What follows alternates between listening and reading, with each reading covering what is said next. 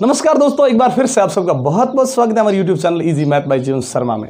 आज का हमारा जो चैप्टर है दोस्तों वो है कक्षा 10वीं के लिए बहुत ही ज़्यादा इंपॉर्टेंट, जो बहुपदों से संबंधित है।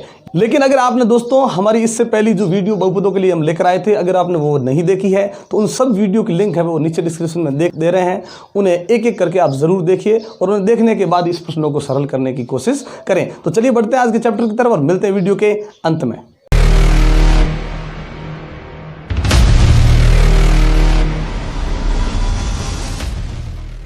दोस्तों आज का अपना जो पहला प्रश्न है वो प्रश्नमाला 3.2 का है और उसमें तीसरा प्रश्न है। इससे पहले जो हम वीडियो लेकर आए थे उसमें पहला प्रश्न और दूसरा प्रश्न हम कर चुके हैं। आज हम तीसरा प्रश्न करेंगे। इसमें है क्या कि एक बहुपद हमें प्रश्न में दिया गया है और ये जो बहुपद प्रश्न में दिया गया है उस बहुपद के दो शून्यक भी यहाँ दिए गए। ध्यान रखिए, ये दो शून्यक दिए गए हैं और फिर लिखा है अन्य शून्यक ज्ञात कीजिए। दोस्तों एक बात आप गौर से जरूर समझिएगा, यानी जो भी हमें बहुपद दिया होता है उसकी जो अधिकतम घात होती है वही उसके शून्यकों की संख्या होती है। ये जरूर ध्यान रखें। यानी इस बहुपद के अंदर अधिकतम घात कितनी है? 4। यानी इस बहुपद के 4 शून्यक हो सकते हैं, जिन चारों में से हमें 2 इस प्रश्न में दे दिए गए हैं, पीछे बच गए 2, वही 2 हमें ज्ञात करने हैं। जरूर ध्यान रखें। अगर मान लीजिए इस बहुपद में घात यहाँ पे 3 होती और इस प्रकार से 2 शून्यक यदि प्रश्न में दिए होते तो हमें केवल 1 ही ज्ञात करना पड़ता, या फिर तीनों में से यहाँ पे 1 दिया होता तो हमें 2 ज्ञात करने की जरूरत पड़ती। यानी जो अधिकतम घात होती है वो शून्यकों की संख्या होती है। और आखिर ये शून्यक होते क्या हैं तो बता दूं, बहुपद के अंदर ये जो चर लिखा हुआ है, x लिखा हो चाहे y लिखा हो, कोई भी हो, जो चर होता है उसी चर का ये मान है। ये जरूर ध्यान रखें। यानी जो शून्यक दिया गया ना, ये भी x का मान है और ये जो दिया गया है वो भी x का ही मान है। हमें इस प्रकार से जो मान है उसे चर के साथ में बराबर में लिखना है। ये शून्यक हो गए, इन्हें बराबर में लिख दिया है। यहां से जो x लिखा है तो x लिखेंगे, y होता तो y लिख देते। चलिए ये 2 हो गए शून्यक, यानी चर के हो गए मान। अब क्या करना है, इन्हीं शून्यकों को वापस चर के साथ में ले जाना है पक्षांतरण करके। जैसे ही पक्षांतरण करके इस तरफ लाएंगे, ये प्लस का जो है वो इस तरफ आते ही माइनस का बन जाएगा। दोस्तों ये जैसे ही यहाँ पे आया ये बन जाएगा किसका? माइनस का बन जाएगा, बराबर में रह जाएगा 0। इसे भी लाएंगे तो x तो यहाँ पे है ही, इसे जैसे ही इस तरफ लाएंगे ये माइनस जो है वो बन जाएगा प्लस, ये प्लस का रूट 2 और बराबर बच गया 0। अब देखिए क्या करना है, बराबर में जब लिखा होता है उसे हम शून्यक कहते हैं। चर का जो मान इस प्रकार से लिखा हुआ आया है उसे यहाँ पे नाम दिया गया था क्या? शून्यक।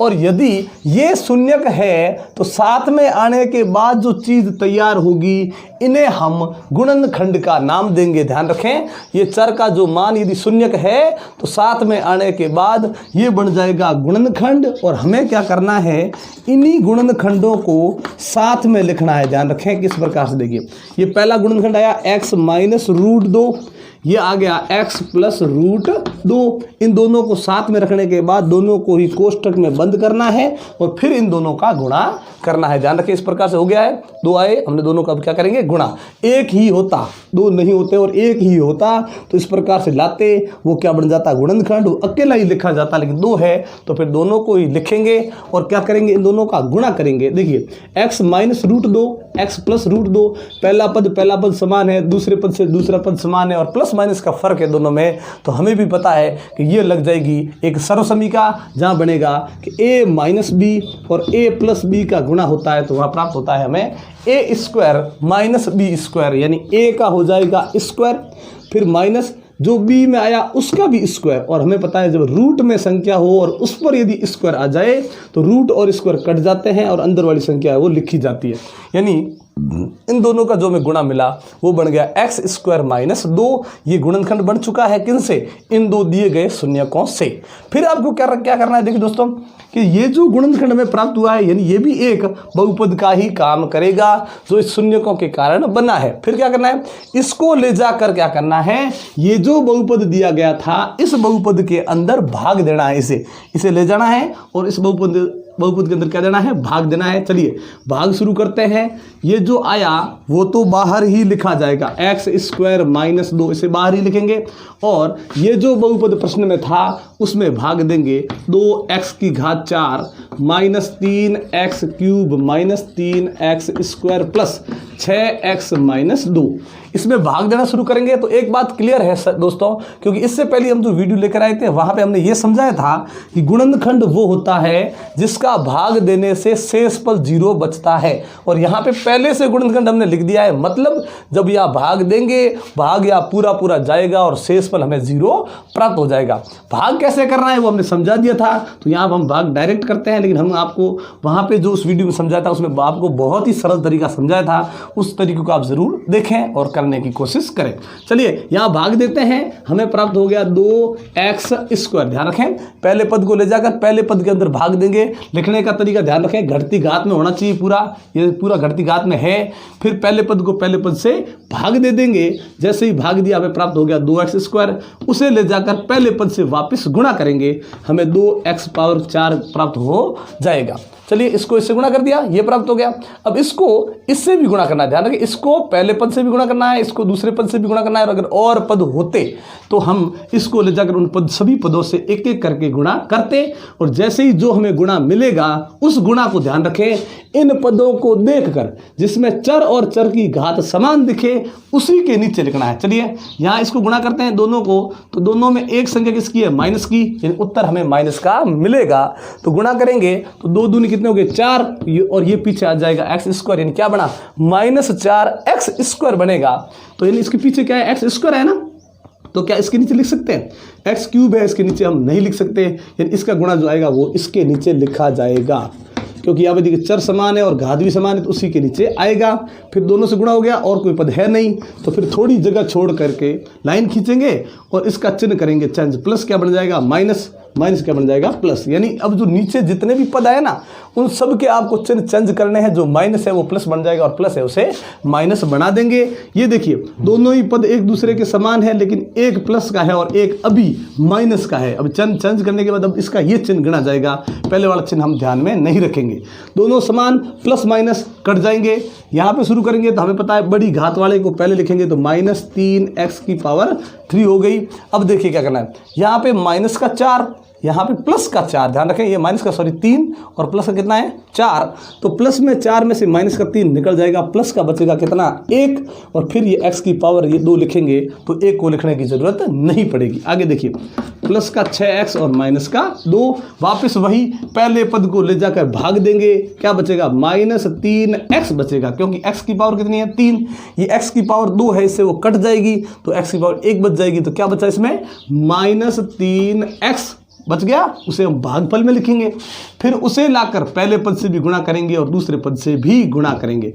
चलिए इसको लाते हैं, पहले पद से गुणा करते हैं, तो दोनों जिसका गुणा हो रहा है उसमें यदि माइनस की है तो उत्तर भी माइनस का ही आएगा। फिर ये 3 का गुणा करेंगे, 3 इसके आगे लगेगा, 3 एकम 3, फिर x को गुणा करेंगे, x³ बन जाएगा। तो इन दोनों का जो गुणा बना वो -3x³ बना, और वो बना वो इसके नीचे ही आएगा -3x³। ये देखिए x³ इसके नीचे आ गया। फिर इसको लाके गुणा करेंगे इनसे। अब इन दोनों में क्या देखा, दोनों ही माइनस के हैं, मतलब गुणा करने से क्या बन जाएगा प्लस। फिर इन दोनों गुणा करेंगे तो 3 दूनी हो गया 6, ये x वैसे का वैसा, यानी 6x किसका प्लस का। अब सोचिए ये 6x किसके नीचे आएगा, तो इसके नीचे तो लिख नहीं सकते क्योंकि x का क्या है स्क्वायर, ये रहा x वाला, तो इसके नीचे आएगा प्लस का 6x, जो गुणा होने के बाद बड़ा वो उसके नीचे आएगा। ये चर और चर की घात दोनों में समान होनी चाहिए, बस दोनों से गुणा हो गया। फिर लाइन, फिर वही चिन्ह चेंज करने वाला काम करेंगे। ये दोनों ही समान, एक माइनस का है और एक अभी प्लस का है, पहले वाला चिन्ह नहीं देखना है, तो ध्यान रखें ये कट जाएगा। फिर यहाँ देखिए ये नीचे लिखा ना, इसे देखिए प्लस का हो गया 6x, और अब ये किसका है माइनस का 6x, ये भी दोनों समान, चिन्ह उन दोनों के देखिए समान नहीं है, असमान, एक प्लस का और एक माइनस का। इस नीचे वाला में ध्यान रखना, पहले वाले चिन्ह को ध्यान नहीं देखना है, तो ये भी कट जाएगा। क्या बचेगा, यहाँ पे बचेगा x² किसका प्लस का, तो प्लस लिखने की जरूरत नहीं, जब पहला पद ही प्लस का हो तो उसे प्लस लिखना जरूरी नहीं होता। और अगला क्या लिखा हुआ है -2, वही काम वापस इसका देंगे पहले पद के अंदर भाग, x² को यहाँ ले जाएंगे, भाग देंगे, पूरा कट जाएगा, क्या बचेगा 1, वो 1 किसका प्लस का, तो यहाँ लिखेंगे प्लस का 1, ये हो गया भागफल। भागफल को लाकर यहाँ गुणा करेंगे तो वापस x² ही आएगा, समान देकर उसके नीचे लिख देंगे। फिर इस 1 को करेंगे 2 से गुणा, सॉरी -2 से, तो 2 एकम 2 हो गया। लेकिन जिनका गुणा हो रहा है उसमें से एक ही संख्या यदि माइनस की हो तो वो माइनस आएगा। तो क्या आ गया -2। फिर चिन्ह करेंगे चेंज, ये बन जाएगा माइनस और ये बन जाएगा प्लस। समान होते हुए चिन्ह अलग अलग है, कट जाएंगे। समान होते हुए चिन्ह दोनों के अलग अलग है, दोनों ही कट जाएंगे। तो क्या प्राप्त हो जाएगा 0। जैसे ही 0 प्राप्त हुआ हमने ये भाग दिया, हमें पहले से पता था कि भाग पूरा जाकर शेष पर 0 ही आएगा। तो फिर भाग से फायदा क्या हुआ? फायदा ये हुआ कि जैसे ही हमने इस गुणनखंड से भाग दिया, हमें ऊपर भागफल में, ध्यान रखें दोस्तों, ऊपर जो भागफल है उस भागफल में हमें क्या है, एक नया गुणनखंड है वो प्राप्त हो चुका है। 2x² -3x + 1 ये हमें प्राप्त हो चुका है। अब क्या करेंगे कि इसी भागफल में हम और गुणनखंड करेंगे और हमें वापस अन्य शून्यक है वो प्राप्त हो जाएंगे। तो चलिए अब करते हैं, करना कैसे है। जैसे ही इस प्रकार से प्रश्न आता है, हम पढ़ चुके हैं कि जब इस प्रकार से चर में 2 घात यानी अधिकतम घात 2 होती, ये हो गया द्विघात बहुपद। द्विघात बहुपद में पहले क्या करना पड़ेगा, ध्यान रखिए, ये क्या थे, शून्यक। हमने साथ में लाकर क्या बनाए, गुणनखंड, फिर इस प्रकार से गुणा कर दिया। तो अब इसमें क्या करेंगे, इसमें वापस वही पहले करेंगे इस प्रकार से गुणनखंड और फिर हो जाएंगे शून्यक। रास्ता ये ध्यान रखें। तो कैसे करना है, इसमें देखने कौन सी सरसुमिका इसमें लग सकती है। सरसुमिका के बारे में हम पढ़ चुके हैं। यहाँ पे जो सरसुमिका लगेगी वो लगेगी चौथी सरसुमिका।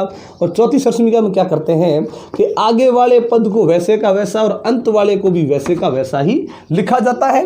बीच वाले के ऐसे 2 टुकड़े करने हैं, ध्यान रखें दोस्तों, जिसमें ये जोड़ बाकी करने से तो -3x आए। फिर उन दोनों पदों का जो भी जोड़ हो, जो भी बाकी हो, अपना दिमाग लगाना है। फिर क्या करना है, उन दोनों को जैसे ही गुणा करेंगे, गुणा करने के बाद हमें वो पहले पद का और अंतिम पद का गुणा करने से क्या प्राप्त होता है, वही प्राप्त होना चाहिए। चलिए पहले हम, ये हमारे पास आए हुए है ना, प्रथम और अंतिम, इसको गुणा करके देखते हैं। इन दोनों को जैसे ही गुणा किया, 2 एकम हो गए 2, x² जाएगा सीधा, इसके x² लिखा जाएगा। इन दोनों का गुणा में किसका प्राप्त हो गया, प्लस का। मतलब ये गुणा आना चाहिए, यह ध्यान रखें। यहाँ पे टुकड़े ऐसे कि गुणा हमें ये मिलना चाहिए और जोड़ बाकी करने से -3x ही आना चाहिए। और ये जोड़ बाकी की बात हो रही है और पीछे x लिखा हुआ है, मतलब ये x दोनों पदों में आएगा, ये जरूर ध्यान रखें। दोनों ही पदों में ये x लिखा जाएगा।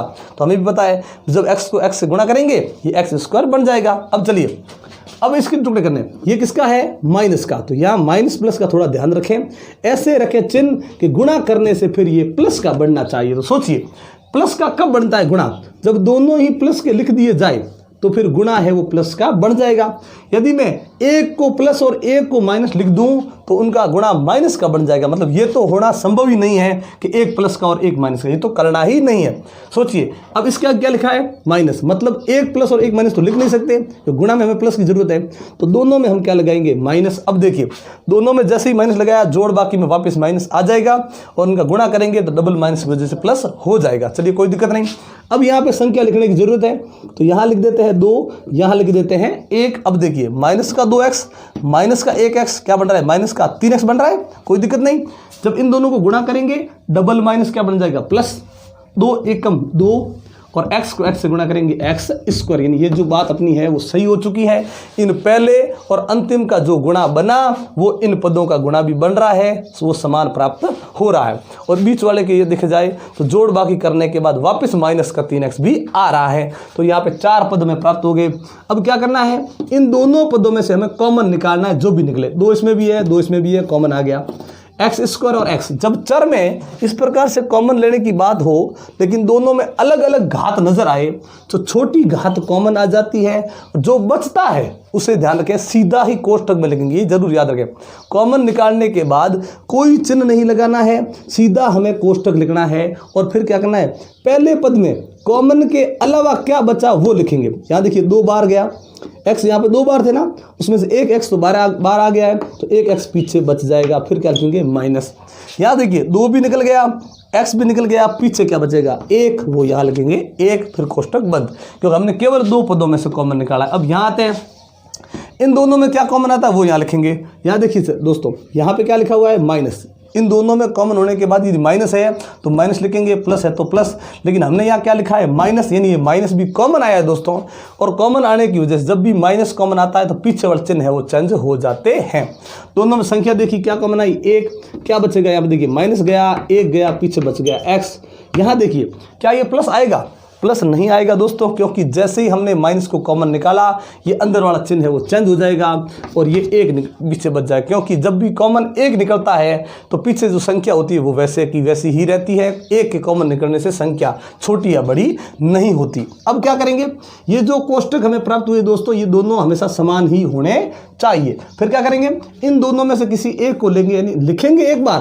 अब क्या निकाले हमने, इसको कॉमन निकाल दिया है x माइनस 1। जैसे इन दोनों में से कॉमन निकाला था, इन दोनों में से भी कॉमन निकाला था, उसी प्रकार से अब क्या करेंगे, इस पूरे में से कोष्टक देखेंगे दोनों समान है, फिर इसको कॉमन निकालेंगे। और मैंने बताया कॉमन लेने के बाद जो बचता है उसे भी सीधा कोष्टक में ही लिखेंगे। तो ये देखिए ये कोष्टक तो हो गया कॉमन, ये जो बाहर अभी बचा हुआ है वही पीछे बचेगा। तो बाहर यहाँ पे क्या बचा हुआ है 2x, यहाँ क्या बचा हुआ है -1, ये भी कोष्टक के अंदर रहेगा। ये जो हमें प्राप्त हुए वो हो गए गुणन, भागफल के अंदर हो गए गुणनखंड। अब क्या करना है दोस्तों, गुणनखंड जैसे हमने प्राप्त किया, ज़्यादा कोई बड़ी चीज़ नहीं है, हमें शून्यक दिए गए थे, साथ में लाकर गुणनखंड बनाया, गुणा करके एक नई चीज़ आई, उस गुणनखंड को ले जाकर भाग दिया जो बहुपद प्रश्न के अंदर था। भाग देने के बाद जो भागफल आया उसे वापस यहाँ लाएंगे, वापस वही उसके हम क्या करेंगे, उसके गुणनखंड।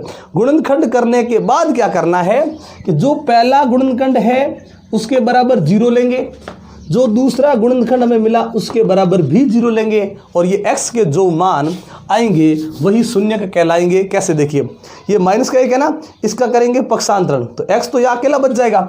जैसे ही x अकेला बचेगा वहाँ माइनस का 1 उस तरफ जाते क्या बन जाएगा, प्लस का 1, ये x का बन गया मान।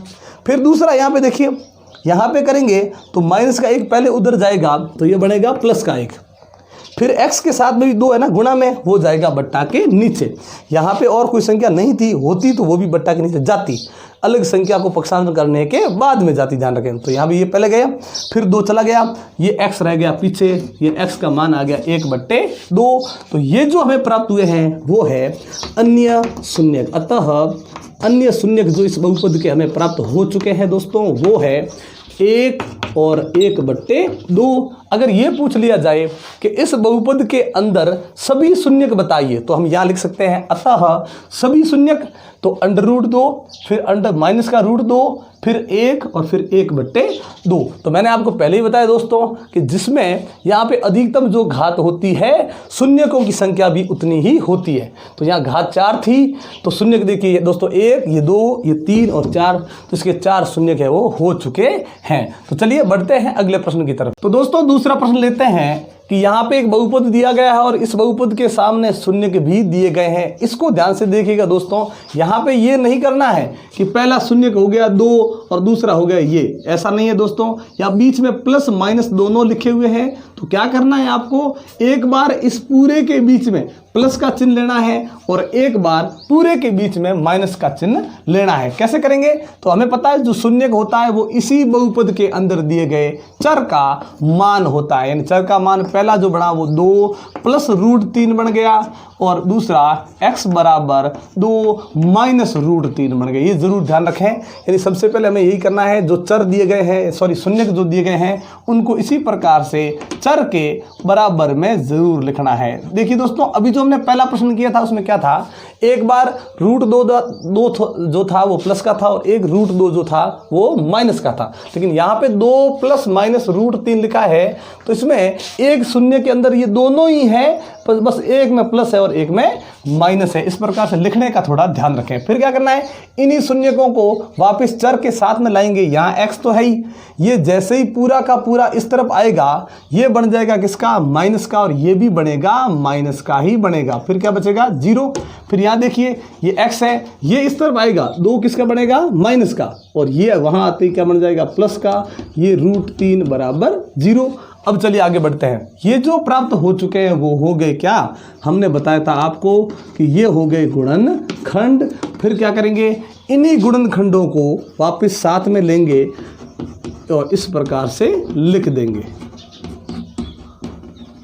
चलिए ये हमने गुणनखंड है वो लिख दिया 7 आने के बाद। फिर इन दोनों का क्या करेंगे, गुणा करने का अपना वही तरीका रखेंगे दोस्तों।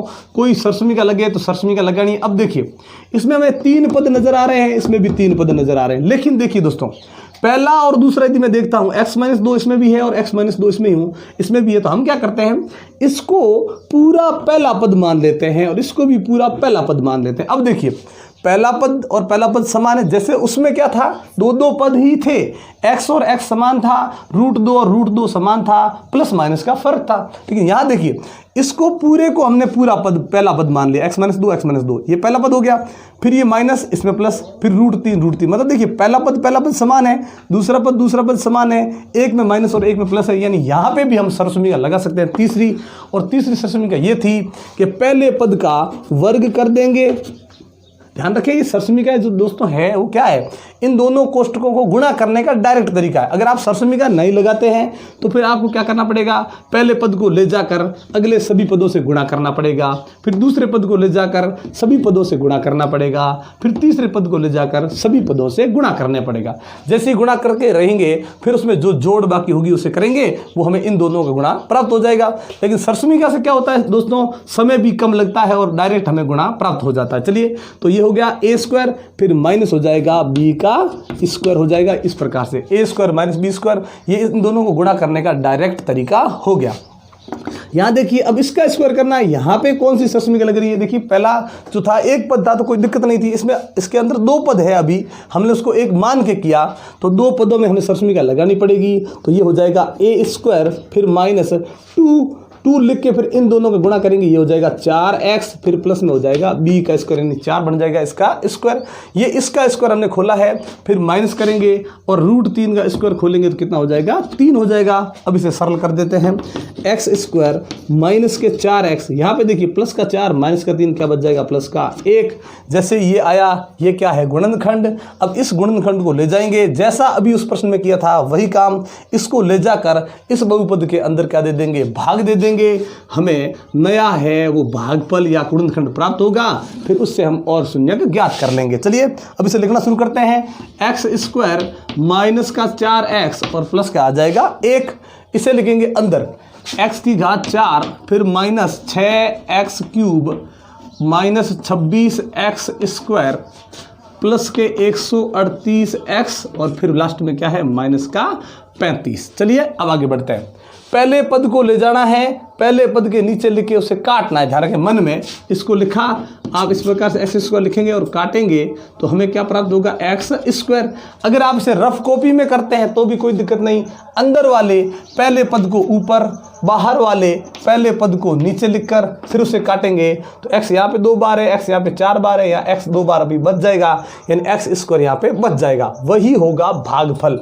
चलिए भागफल हमें प्राप्त हो गया x²। इस भागफल को लाना है और करना क्या है, एक एक करके पहले पद से गुणा, दूसरे पद से गुणा, तीसरे पद से गुणा करेंगे x² का, और गुणा करने के बाद जो भी पद आएगा उसे हम चर और चर की घात देकर उसे समान चर और समान घात के नीचे ही लिखेंगे। चलिए इसको गुणा किया, यहाँ पे x की पावर कितनी होगी, 4, तो ये इसके नीचे है वो आ जाएगा। चलिए अब इसको यहाँ गुणा करेंगे तो -4, तो इससे 1 से गुणा हो रहा है, -4 तो -4 रहेगा।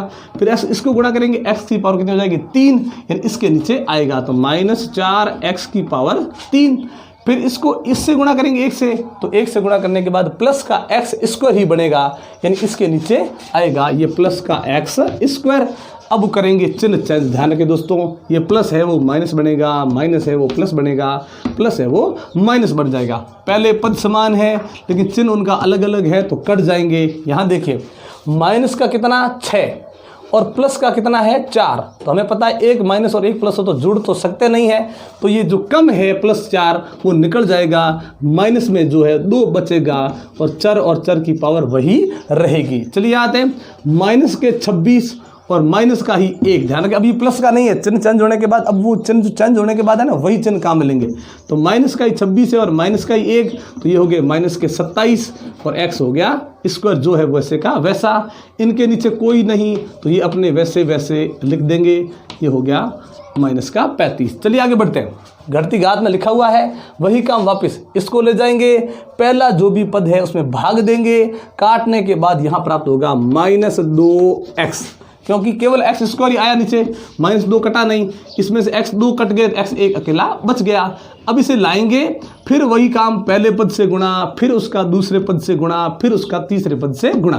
तो जैसे ही इसके साथ लेकर आएंगे, ये -2 इसके साथ आ जाएगा, x को गुणा करेंगे तो क्या हो जाएगा x³ यानी -2x³ यानी इसके नीचे आएगा, देखिए -2x³। फिर इसको लाकर यहाँ गुणा करेंगे ना, तो दोनों ही माइनस की संख्या होने की वजह से उत्तर किसका बनेगा, प्लस का। फिर 2 का 4 से गुणा करेंगे 8, x को x से गुणा करेंगे x की पावर 2 हो जाएगी, गुणा ध्यान रखें, तो क्या बना +8x² बन गया। ये x² वाले के नीचे ही आएगा। अब देखिए आगे, फिर इसको ले जाएंगे, तीसरे पद से गुणा करेंगे, तो तीसरे पद से जैसे गुणा किया, इसमें से ये माइनस का है लेकिन ये माइनस का नहीं है, तो इसका उत्तर जो बनेगा वो माइनस का बनेगा गुणा। 2 एकम 2, x को लगाएंगे पीछे, क्या बन गया -2x, x वाले के नीचे ही आएगा।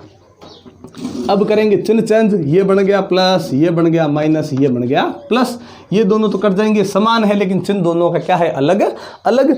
ऊपर देखिए फिर इसमें क्या आता है, -27 और -8, ये बन गया -35x²। यहाँ पे देखिए दोनों ही किसके हैं, प्लस के, तो प्लस है तो जुड़ जाएगा। 138 और 2 ये बन गए 140, x का x रहेगा और ये -35 वैसे का वैसा ही रहेगा। चलिए अब आगे बढ़ते हैं।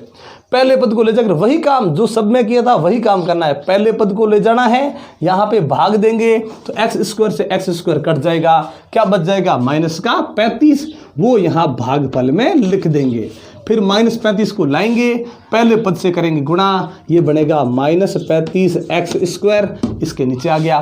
फिर -35 को यहाँ लाएंगे तो डबल माइनस की वजह से प्लस बनेगा, और 35 का पहाड़ा बोला 4 बार, ये हो गए 140x, तो x को देखकर उसी के नीचे लिखेंगे ये 140x। फिर -35 को इससे गुणा करेंगे, -35 एकम -35, अचर पद के नीचे अचर पद लिखेंगे, चिन्ह हो जाएगा चेंज। चेंज होने के बाद हमने क्या देखा कि दोनों ही समान है लेकिन चिन्ह उसके अलग अलग कट जाएंगे, दोनों ही समान है लेकिन चिन्ह उनका अलग अलग, ये भी कट जाएंगे। दोनों ही समान है, एक माइनस का और एक प्लस का है तो ये भी कट जाएंगे, क्या बचेगा 0। हमें भागफल जो प्राप्त हुआ वो यहाँ लाना है दोस्तों। भागफल हमें क्या प्राप्त हो गया दोस्तों, तो वहाँ पे हमने क्या देखा कि x² -2x -35। अब इसके वापस गुणनखंड करके हमें शून्यक ज्ञात करने हैं, लेकिन उससे पहले हम बता दें कि बीच वाले पद के हमें टुकड़े करने हैं, लेकिन उससे पहले को अंतिम से यदि गुणा कर दें, जैसे मैंने इसको गुणा कर दिया तो ये मिलेगा -35x²। ध्यान रखें, पहले को अंतिम से गुणा किया ना, -35x²। तो अब क्या करना है, पहले को छोड़ दें, अंतिम को भी छोड़ दें, बीच में ऐसे 2 पद लिखने हैं कि जोड़ बाकी करने के बाद तो माइनस का 2x आना चाहिए और उनका जो गुणा है वो माइनस का 35x² आना चाहिए। अब हमें पता है कि गुणा माइनस का कब आता है, जब एक पद होता है माइनस का और एक पद होता है प्लस का। मतलब ये पक्का हो गया कि इसमें से एक पद माइनस का आएगा और एक पद प्लस का आएगा। x लिखा है तो दोनों में ही x आएगा, ये जरूरी है। अब देखिए सोचिए, संख्या देखनी हमें, कौन सी ऐसी यहाँ पे संख्या लिखें कि एक माइनस की हो एक प्लस की हो, जोड़ बाकी के बाद -2 आना चाहिए। मतलब बड़ी संख्या माइनस की होगी, छोटी प्लस की होगी, फिर प्लस की निकल जाएगी, फिर -2 बच जाएगा और उनका जो गुणा बनेगा वो ये माइनस का 35 बनना चाहिए। यानी माइनस का हो जाएगा 7 और यहाँ पे प्लस का हो जाएगा 5। तो -7x में से प्लस का 5x निकला, -2x बच जाएगा।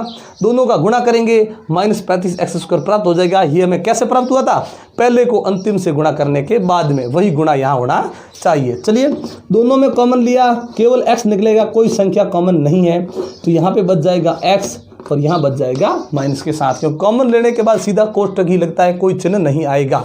फिर इन दोनों में कॉमन निकालेंगे तो यहाँ पे देख क्या लिखा है, प्लस 5 और 35 हमें पता है 5 का पहाड़ा कॉमन निकल रहा है, क्या बचेगा 5 गया प्लस गया, क्या बच गया x, वापिस माइनस 5 जो कॉमन लिया उसी का भाग देंगे, कितनी बार जाएगा 7 बार। ध्यान रखें, कॉमन लेने के बाद जो बचता है उसी का क्या दे देंगे, भाग देंगे, तो 7 बच गया। दोनों ही कोष्टक समान है, अब ये कोष्टक ही कॉमन आ जाएगा, जो बचेगा वो वापस कोष्टक में ही लिखेंगे, ध्यान रखें।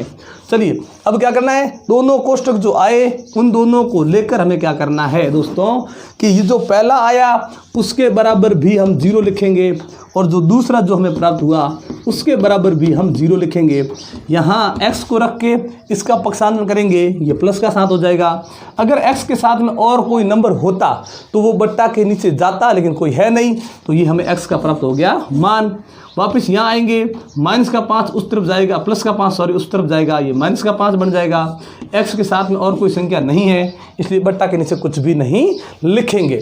तो ये जो 7 और माइनस का 5 में प्राप्त हो गया, यही है हमारे इस बहुपद के अन्य शून्यक, यानी अन्य शून्यक जो हमें प्राप्त हो चुके हैं। वो हो गया कितना, 7 और 1 हो गया माइनस का 5। यदि पूछा जाए कि इस बहुपद के सभी शून्यक बताइए, तो पहला होगा 2 + √3, दूसरा हो जाएगा 2 - √3, तीसरा हो जाएगा 7 और चौथा हो जाएगा माइनस का 5।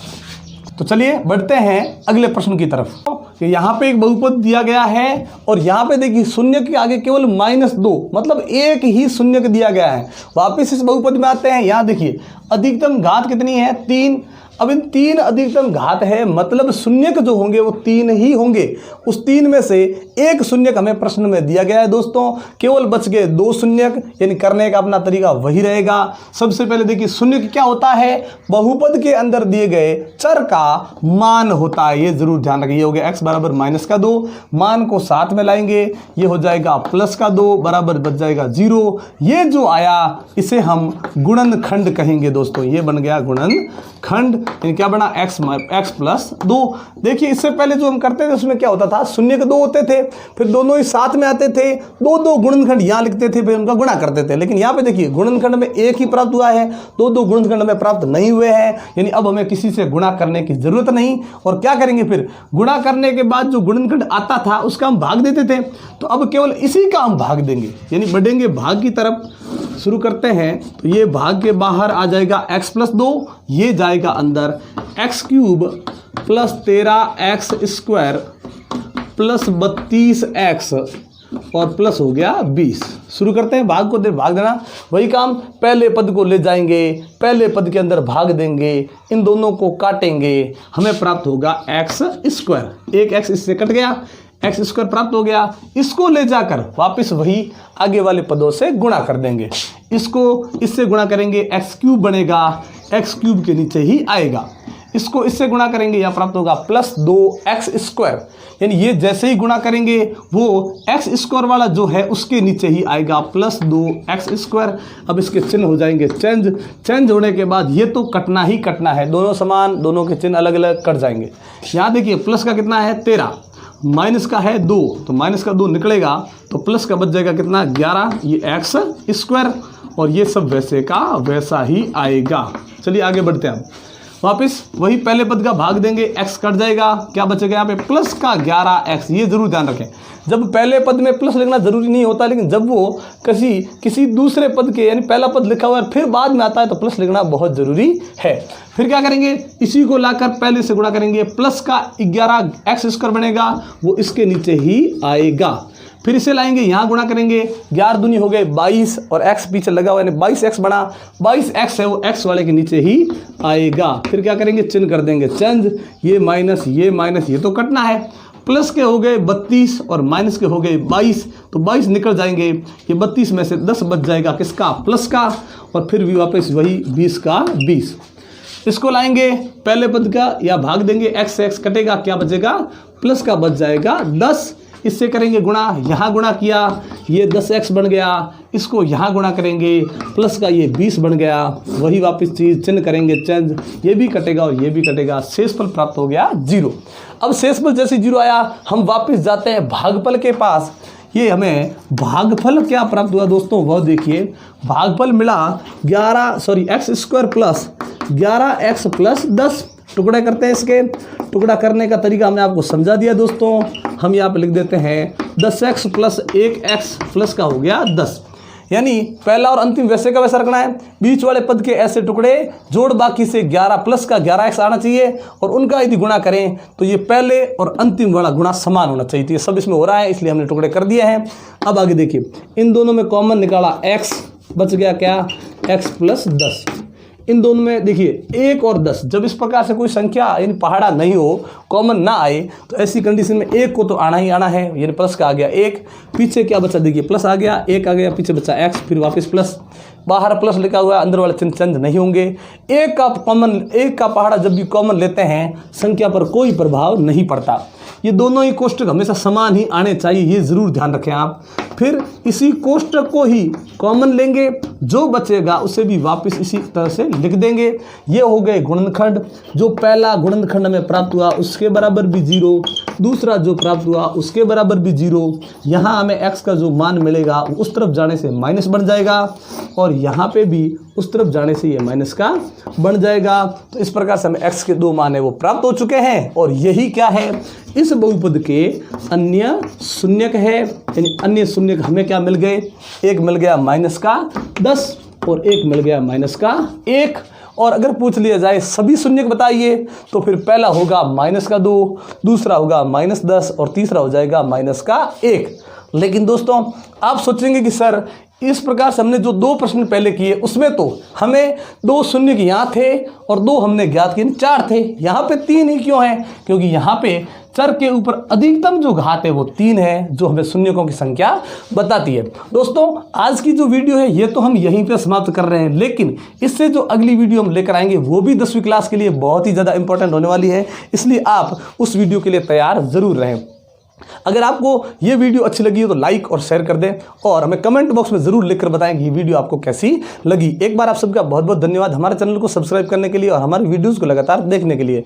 लेकिन अगर आप हमारे चैनल पर नए हैं तो पहले हमारे चैनल को सब्सक्राइब कर लें और बेल आइकन ज़रूर दबाएं, ताकि जब भी इस प्रकार के इंटरेस्टिंग वीडियो हम आपके सामने लेकर आएँ नोटिफिकेशन आपको मिलती रहे। तो दोस्तों इसी प्रकार के इंटरेस्टिंग वीडियो देखने के लिए जुड़े रहे हमारे साथ। तब तक के लिए नमस्कार, जय हिंद, जय भारत।